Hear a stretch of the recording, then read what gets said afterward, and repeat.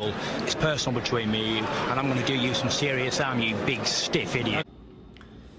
The untouchable True School Sports Empire proudly presents something the boxing games are missing. Hey, what's going on? It's your boy BT, and I came here to talk some boxing with the thousands of True School Sports subscribers.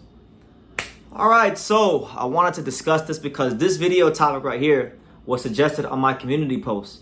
I made a community post asking for video suggestions because I'm behind on some stuff. So if y'all have any video suggestions, go leave it on the community post or leave it in the comments down here, and I'll get to it at some point. But basically, I was asked to talk about the whole Venado Lopez, Reiya Abe, Robeisy Ramirez situation. Now, for those that don't know, Venado Lopez, who is the IBF champion at featherweight, requested special permission from the IBF to forego fighting his mandatory challenger, Reiya Abe from Japan, to fight an unification fight with WBO champion Robeisy Ramirez. Now, normally, under normal circumstances, I would say make the unification fight happen because it's more important and it's a better fight.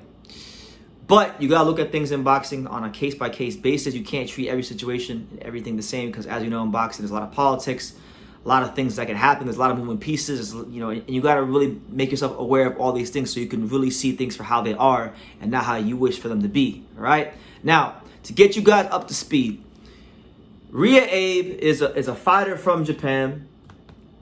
A good little fighter. He's not Kenshiro. He's not Kosai Tanaka. He's not Naoya Inoue. He's not them guys.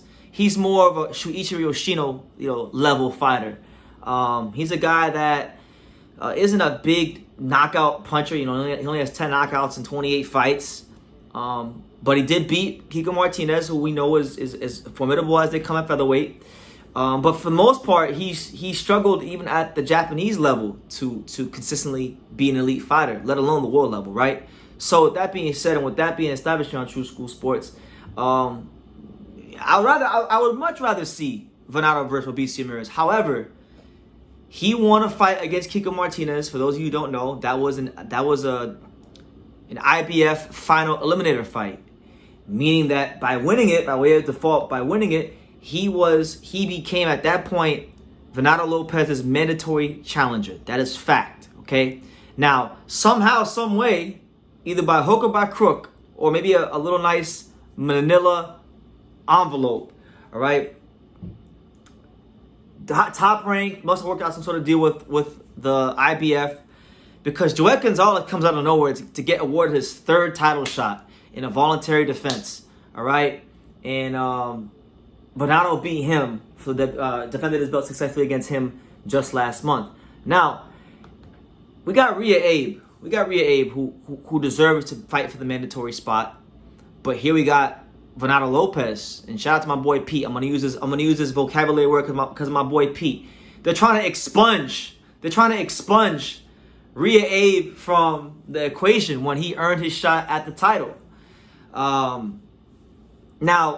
if you look at the rules, if you look at the IBF rules, the rules clearly state that within 1 year of winning the belt, you must defend it against your mandatory challenger. Not a voluntary defense, but your mandatory challenger. Now, Josh Warrington, Venado Lopez defeated Josh Warrington December 10th of last year, which would mean that Venado Lopez would have to fight whoever his mandatory challenger is by December 10th of this year, or he should get stripped as per the IBF rules.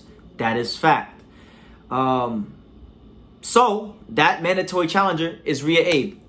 He should fight him, and he's been very vocal about wanting to fight him. Reiya Abe took to Twitter and said the following, and I quote, "Lopez, I'm the one you're dealing with. Man, do not run away." So he's making it very vocal. He's making his intentions very clear as to what it is that should happen. Now, I'm going to say this. Obviously, Team Robeisy's team was diligent enough to know that mandatory deadline was coming up, which is why they went through the proper process of writing the letter to the IBF to try to get special permission to make the unification fight.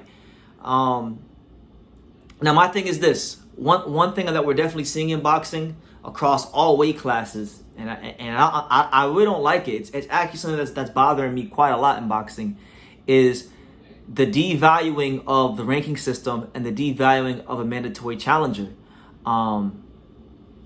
I don't like it because I feel boxing probably more than ever is tailored towards the A-side fighters.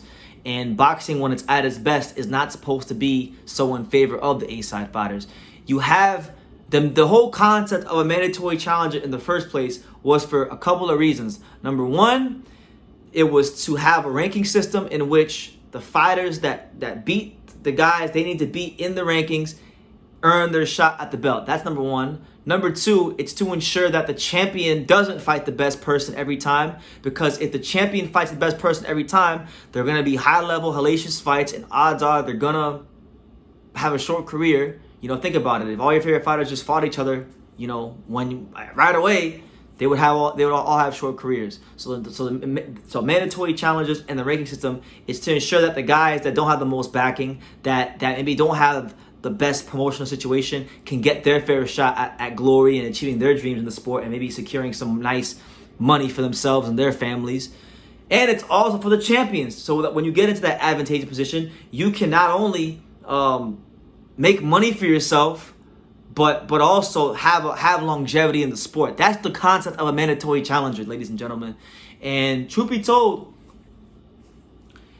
if Venado Lopez don't fight Reiya Abe next, then it's a duck. It's straight up a duck, because nobody asked Venado to go fight Joel Gonzalez. In fact, when the fight got signed and when the fight got made, nobody was excited. Very few people were excited for that fight. All right, because it's no disrespect to Joel Gonzalez. Joel Gonzalez is a solid fighter. He's been a bit of a hard luck fighter, to be honest with you.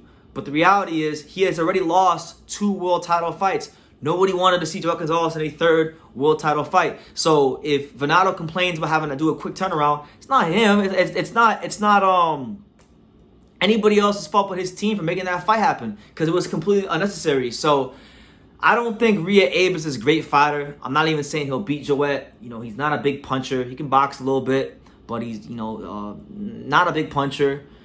Decent little boxer, okay speed, but nothing crazy. I think Venado should beat him if Venado is as good as I think he is. But listen, he's a fight like anybody else. He's got his own. He's got his journey in the sport, and I genuinely believe that Reiya Abe deserves his chance to get a world title shot. And there's no ifs, ands, or buts about it. And it's not even to hell what I think. It's not even about what I think. It's just about doing what's right. The rules say within 1 year of winning your world title, you must defend against the mandatory challenger. These are the IBF rules. Venado has the IBF belt. He won his belt December 10th of last year, 2022. He has to fight the mandatory challenger, Reiya Abe, by December 10th of 2023 this year, or else he gets stripped. And if the IBF grants him special permission to fight Robeisy Ramirez, then they're just as bad. Because my thing is this: if he knocks out his mandatory, that fight could just be next. So what's the rush? If you're as good as you think you are, beat this Japanese guy who really is not. He's not a top upper echelon Japanese fighter. Beat him, and then you can move on. All right. But the thing is, if he fights Venado, if he fights Robeisy, and let's just say he beats Robeisy, all right, and then now they're gonna need a mandatory, right? Because then Reiya Abe will have been waiting for like what, April. And by the time all the smoke clears and you sign contracts and negotiate, he'll have been mandatory challenger for a year. And then they'll have to call mandatory even if Robeisy wins or he's still champion. So all I'm saying is it's best to knock out bullshit now and give the man his shot. I'm going to leave it at that. So let me know what you guys think. What do you guys think about Reiya Abe and the whole Venado situation? Do you think Venado's trying to avoid the fight? I mean, I'm not even sure it matters what me or you think. I'm just going by the rules. Fair is fair. So leave your comments down below. Make sure you guys take the time to subscribe. And like I say in every single one of these videos, you can love me or you can hate me. But I'm just a kid from Daniel. So until next time, take care, guys. Thank you for watching another video on the untouchable True School Sports Empire. For more great boxing content just like this video, click right here and make sure you subscribe. Much love from sunny South Florida.